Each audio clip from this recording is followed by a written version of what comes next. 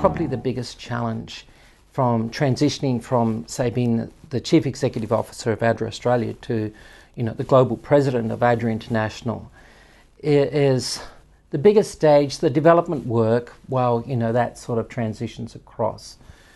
But I think the biggest challenge that I face as a network is actually recruitment and retention of good staff.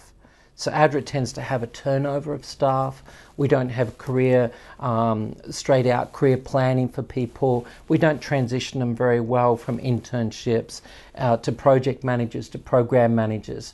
And so to be able to recruit good staff and retain them, offer them professional, personal, spiritual development, and a satisfaction. ADRA can burn people out. It's a big job, lots of needs, and not always well supported. So we need to change that.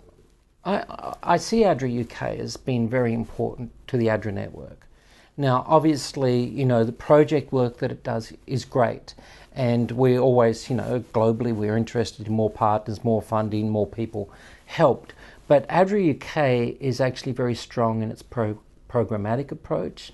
It assists the network worldwide in actually standards, holds us to account for good standards, for good practice, develops the capacity of the country offices in which they work, and contributes globally to the policies of ADRA. So it's actually a significant player in the world of ADRA. I think that being a faith-based agency does bring some challenges. It brings some challenges in terms of our profile as an NGO, to show, within that public arena that we do development and that we do good development and that we can do development without proselytizing. At the same time, we also need to take the church on a journey with us. And to be really honest, I think that ADRA has probably been better in its public persona and recognition of a great agency that does work from a disinterested point of view, if you understand what I mean by that term. But I think that it actually could partner with the church a little bit more. So obviously, when we receive major funding for big projects, we can't use those monies to benefit the church. But what those monies allow us to do is actually to recruit professional people. And I think that in many of our countries, in our developing countries, we have a very large church membership. But we haven't really resourced the church membership to do work within the shadow of the steeple, within the boundaries of the church. So I think that there's a role there for ADRA to do its professional development where, public funding and so forth, a great standard.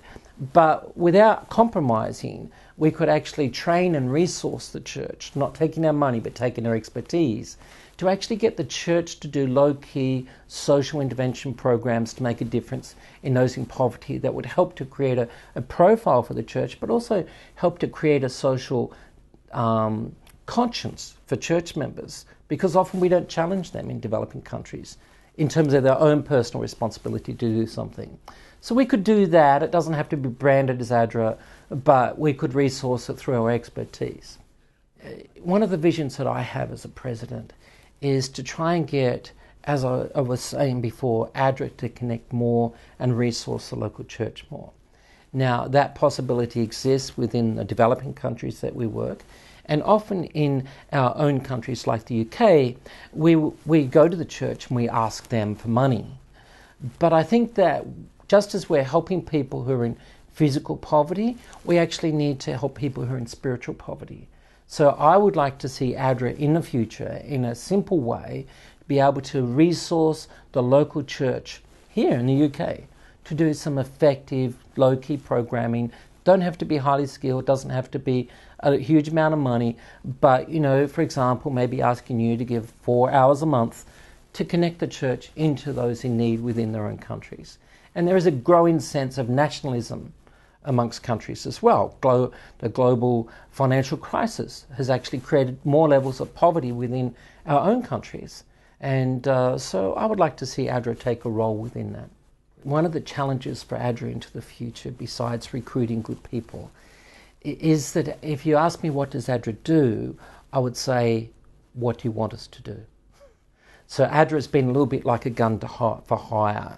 There'll be a project that's advertised, a tender that goes out from DFAT, and so ADRA UK will apply for that, and if it happens to be in WASH, then we'll use our programmatic expertise for WASH, which is water, sanitation and health, or if it happens to be food security, agriculture, then we'll deal with that. But as a network, we don't really know who we are because we've got all these multiple things. We say we do program management well, but we don't have a sector in which people want to seek us because we have expertise. And I think we've got to create a profile for ADRA that actually attracts funders to us. And we can do that in partnership with our Adventist academic institutions, research and so forth that can create that opportunity into the future and actually create a profile where ADRA is seen to be. If you do, infant mortality or food security or microfinance, ADRA is the one to go to in that.